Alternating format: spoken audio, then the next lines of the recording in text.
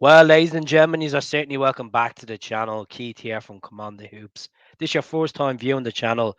If you could press that like and subscribe button below, it would be really, really appreciated. We're pushing for the 17,000, so every new sub is very welcome on the channel and it's free of charge as well.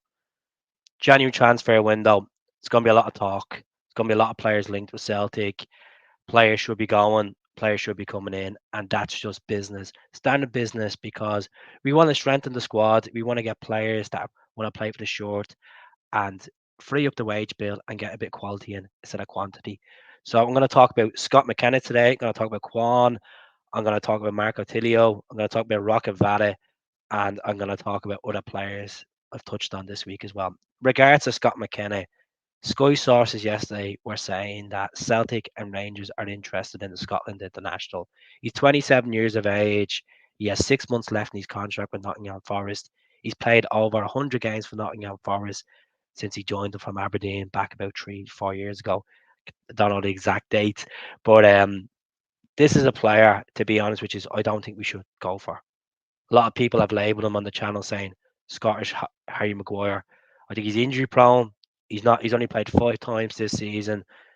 He's on 20 grand a week. I just don't want him. We have Naroski coming into the mix.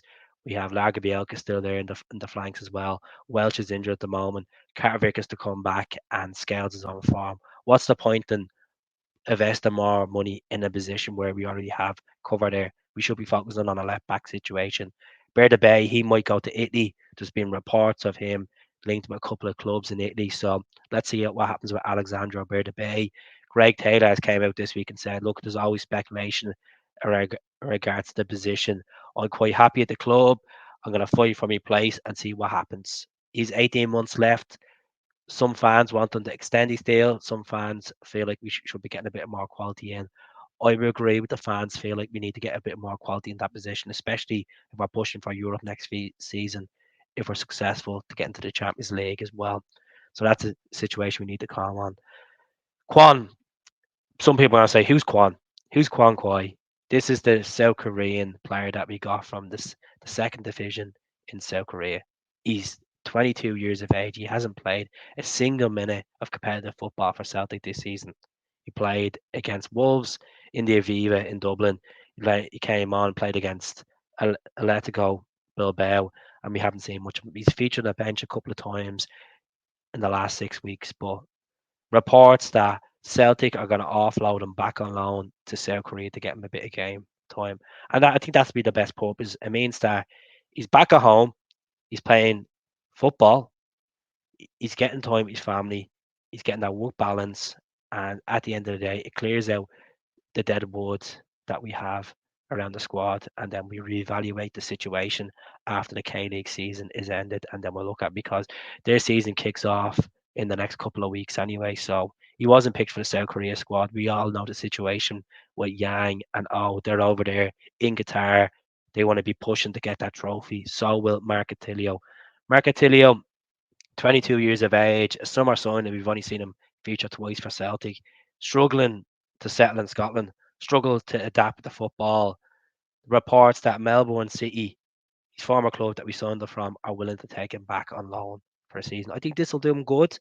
I look at this as the perspective when Tom Rogic went back to Australia for that season-long move, and that just he came back to Celtic. Head was clear, played football of his life, and look what we got out of Tom. Look what we got out of Tom. We got 6.5 years out of Tom after that. So I think Tilio going over there, I'd like to see more of him. I'm actually quite excited what I've seen of him so far. His video clips of Melbourne City when he came on against Motherwell. I think there's a player there. He just needs to get his head right. And him being over in the Asian Cup, he might play a bit of game time over there. Graham Arnold might give him a bit of first team football. So I'd like to see Tilio go back alone. It means that we can focus on Abada getting in there, and if Tilio goes, I don't know what the situation with Yang. A lot of Celtic fans and podcasts have said Yang needs to go on loan so we can give him a bit more first team football. He gets used to the game. I don't want to mind even see him going to the likes of Hibs, Hearts, or even a lower division team in Scotland. Like I mean down the championship just to push his confidence. So we'll see what happens there.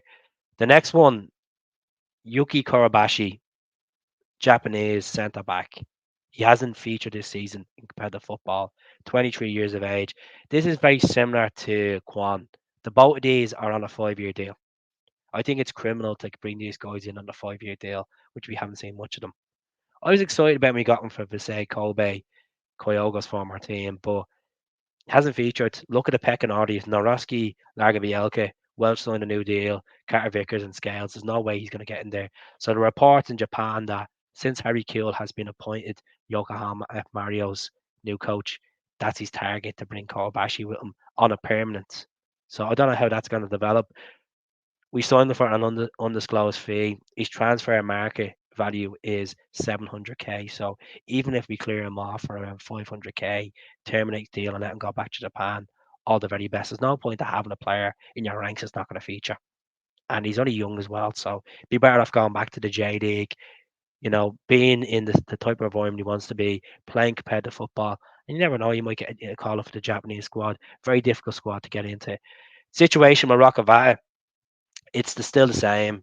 He could sign a pre-contract for anyone in this month. He did put a post last night on Instagram of him on the ground, and it's black and white. Last time a player done something like that, and they were frustrated and they weren't getting the first team football was Haksabanovic, and it was in black and white. And what happened to him? A couple of days later, he went to Stoke. So I don't know if that's just going down the same path. Am I overthinking it? We shall see what happens with Rockavata. A lot of fans I've spoken to on the podcast are saying Vat should go.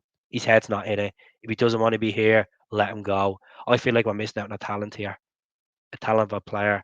And some people would rather see Rocket Vatton on the bench than James Forrest and Mikey Johnson. That's your opinion. I can understand that. So let's see what happens with regards to Rocket Vatton.